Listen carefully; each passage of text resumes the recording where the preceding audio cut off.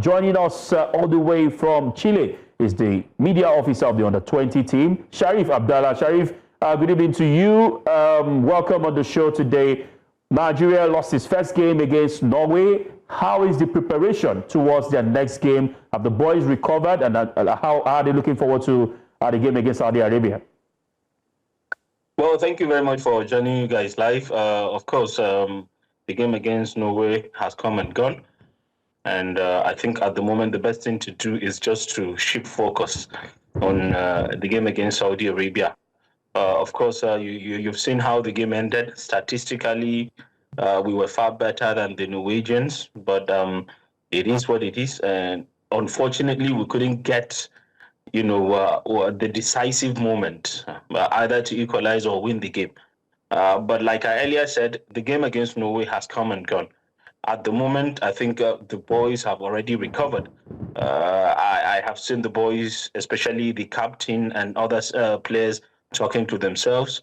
The focus is right now on Saudi Arabia and the last group game against Colombia, but we just have to take it one step at a time.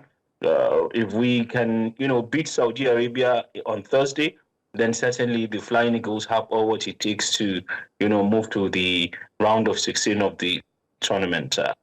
The game against Norway right now belongs to the past. So focus on how to get the maximum 3 points against Saudi Arabia is the main target of the team. Yeah, Sharif, I watched that game, and I can only wish the team better luck, in the next game, because that penalty against Arierhi was similar to the call that we had that the referee overturned when he said that the defender was too close, that the distance was too short for the defender to have gotten his hands out of the way.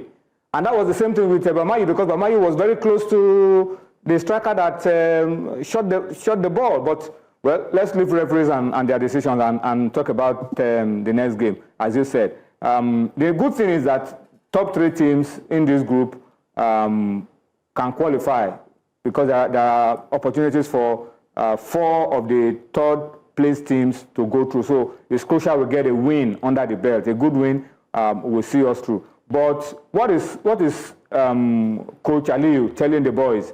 Because obviously, after the penalty decisions were overturned, you could see that the boys became demoralized. They were, showing it. It was obvious that they felt like the referee had done them in, and that mood, if it is not changed, if it is not removed, could be carried into the next game, and then they start to play against thinking that the referee is against Nigeria. But what's the coach telling the boys? Is he trying to psych them out of that defeat and the disappointments of having their challenges overturned ahead of Thursday's game against Saudi Arabia? Well, we had a similar situation, if I can remember vividly, in October last year during the WAFU B regional tournament. We lost the first game against Burkina Faso, but I think the boys were able to get back to their best in the subsequent games. Fortunately, we bounced back against Cote d'Ivoire, defeating them by 2-1. Also got the better of Niger Republic all the way to the final, and also won the tournament. So I believe, and of course, a large chunk of that squad are already here with us. So the boys have really been talking to themselves. We can draw some inspiration from what happened in Togo last year. So right now, the ultimate target is just to get it right.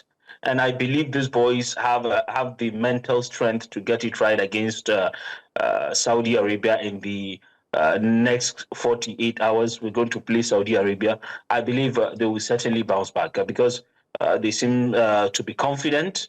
And I believe with the quality displayed, I certainly believe, and I'm confident as well, that the Flying Eagles can get it right, which will put us in a good position to make it to the round of 16. Yeah, Sharif, I wanted to quickly talk about Nigeria's, or one of the poster boys for this competition from a Flying Eagles point of view, and that's Lillestrøm's, Lillestrøm, I think Yon Darling is on loan to Yon Darling. That's Kparobo Arierhi. I mean, at the AFCON, a lot was expected, and I thought it was an underwhelming tournament. The game against Norway as well, he didn't come out all guns blazing. What can you tell us what's really happening? What's Ali Zubairu telling him going into that game on Thursday against Saudi Arabia? Are we even expecting changes from the manager?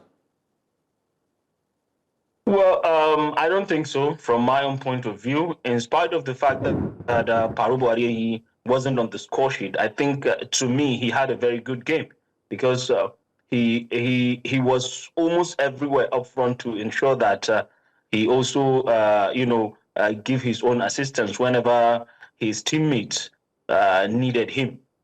He had a very good game. He had a couple of chances to score. Unfortunately, he couldn't capitalize on any of them.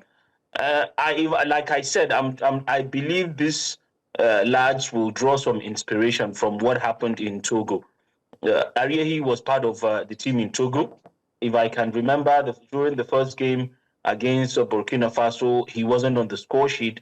But all from nowhere, out of the blues, Kparobo, I think, scored twice against Cote d'Ivoire, the Ivorians, which sealed our qualification to the semi-finals of that tournament.